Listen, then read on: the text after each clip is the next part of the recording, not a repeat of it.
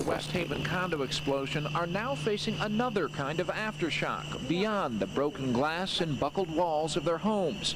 Many neighbors have now been told their well water may be contaminated. Tests have already shown a serious problem at Susan Somerset's home. They told us that there's gasoline in the water. They actually have found gasoline in the water, so we can't drink the water, we can't take baths. In fact, the force of the blast was so strong, there's now concern it could have cracked or damaged as many as a dozen wells in surrounding families' homes.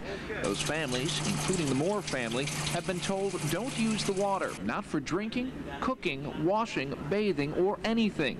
Instead, they've been given bottled water. It's kind of odd when you can just turn on the faucet, but now if they say use this water, then that's what we have to do. At every home in question, the City Health Department and State DEP have taken water samples. Test results should be back within a day or so. Until then, Stanley Chambers and the rest of the neighbors will just have to get by as best they can. It's going to be a little rough, but I have family and friends right in the area close by that I can go and bathe and do what I have to do. Now, for people living in the area who don't have family or friends they can go to nearby, they have opened up a local middle school to allow people to shower and deal with some of their basic necessities. And even though this has caused a tremendous amount of adversity throughout the neighborhood, many people living in the community, some for even decades, have said one good thing has come out of it. They've really seen the community come together to help each other out. Reporting live in West Haven, Steve Wiechek, Channel 3 Eyewitness News. 5 days into the latest heat wave and still no relief in sight. The mercury soared into the 90s this afternoon across much of Connecticut, sending people searching for the nearest air conditioner. Meteorologist Bruce DePrest is in the air-conditioned Doppler 3000 Weather Center with the very latest. Bruce, how's it looking out there tonight? You know, Dennis, I cranked up that air conditioner this evening because it was getting kind of hot in here.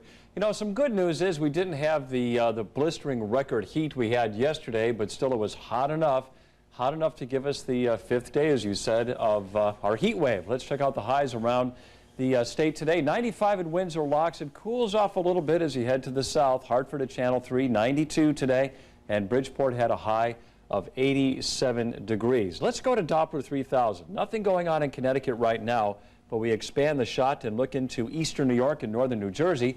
There are some showers that are slowly moving to the northeast toward Connecticut, so there is a chance for a light to moderate shower later tonight in Connecticut on into tomorrow morning. But despite tomorrow getting off to a mostly cloudy start with a chance for a shower, I do think we'll see enough sunshine to get that temperature up to 90, if not a little bit higher. So the heat wave goes on. I'll have your full forecast, which does include some relief, coming up in a few minutes. Dennis, back to you. Okay, thanks, Bruce. Although it wasn't as hot as yesterday, it was still hot enough to put a tremendous burden on the region's power grid. The blazing heat had people all across the state turning on the AC. So far this week, we have set records for power usage. This morning, Governor Rowland appeared on Eyewitness News and made an urgent plea to the citizens of Connecticut to conserve. I'm asking people across the state of Connecticut to conserve wherever possible. As you go off to work, turn the air conditioner off at home. I know a lot of us love to have that air conditioning on all day, so when we get home it's nice and cool. But a great way to conserve is to turn off all unused appliances, turn off the air conditioner at home. Well, later, the governor practiced what he preached, and he turned off many of the lights in his office at the Capitol. He also ordered power use reduced at several state agencies. And with calls to conserve, a Channel 3 viewer called to complain about this store in West Hartford Center. Metzger's Lamp and Lighting Shop had been closed for several hours, but every light inside was burning brightly. We tried to contact them, but there was no answer there. We received calls about other places as well. United Illuminating customers could soon pay less to keep the power flowing. Today, state utility regulators issued a draft decision capping the utility's profits at 10.3%. Now, if this ruling becomes final, UI would have to cut distribution rates by 3% starting on September the 25th. There's a big boost for East Hartford-based Pratt & Whitney tonight. The Pentagon has ordered 60 brand new C-17 transport planes, and that gives Pratt an order for 240 engines. The military order comes at a time when Pratt is seeing demand for commercial jet engines slow dramatically. Pratt officials tell Eyewitness News the contract is worth more than $2 billion. The planes will be delivered sometime in the year 2008.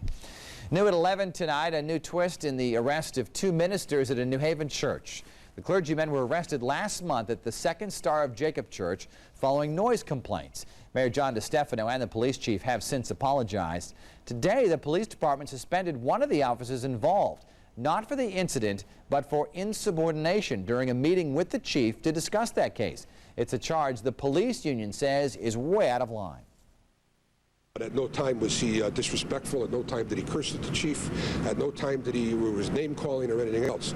As a matter of fact, it was the chief who was very rough around the edges. The officer, Arpad Tolnay, plans to appeal that 10-day suspension. Lawyers for accused cop killer Alex Sostre want the trial moved out